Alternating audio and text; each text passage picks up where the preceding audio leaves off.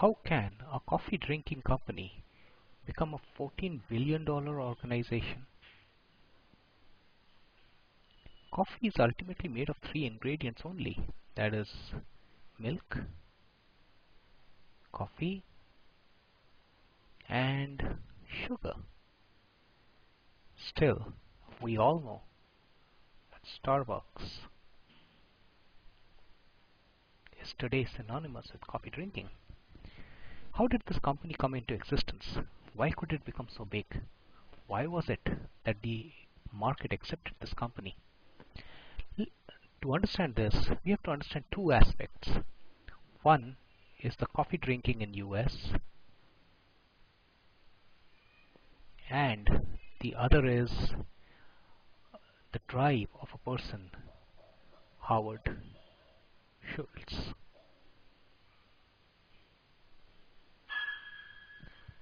Now, coffee drinking in US in the 1950s and a bit later 1970s had undergone a sea change. At that point of time, the instant coffee was ruling the roost. Companies like Folgers were actually present in large numbers. They still are. And the real taste of coffee, which was the decoction based coffee, and then the ones which were brewed, where the seeds were ground and brewed in front of you, was taking a back seat. So the real good coffee was actually not available. Now, who were the people who actually brought this back? After the World War II, after 1945, World War II, a lot of Italians came and migrated to US. When they came to US, they could not find good coffee. So they then started these small outlets, mom and pop shops, which would then be selling brewed, strong coffee. They would roast the coffee beans, the strong aroma would come, and there was a huge American taste for this. At that point of time, now let's see what Howard Schultz was doing. He was working in a company which used to sell coffee making equipments. Now, as the vice president sales and marketing, and I think so, and he saw that in Seattle suddenly there was a huge orders for the equipment.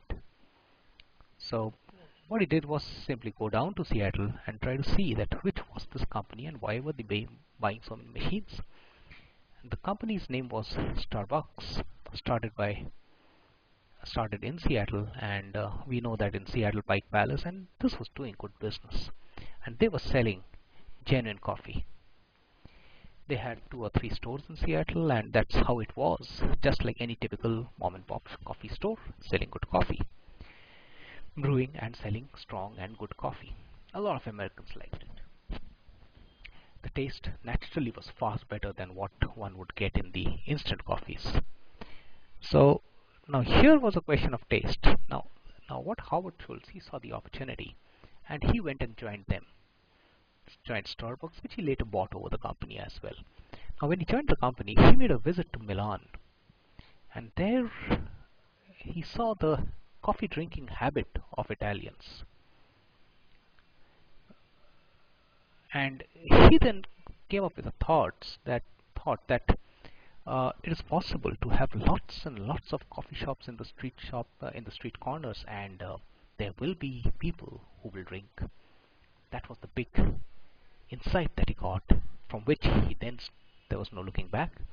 He started Starbucks and he experimented various things. For example, on one of the busy intersections in the street in Seattle, what he did was to put up a Starbucks store here and another Starbucks store here, just to see whether both of them sell.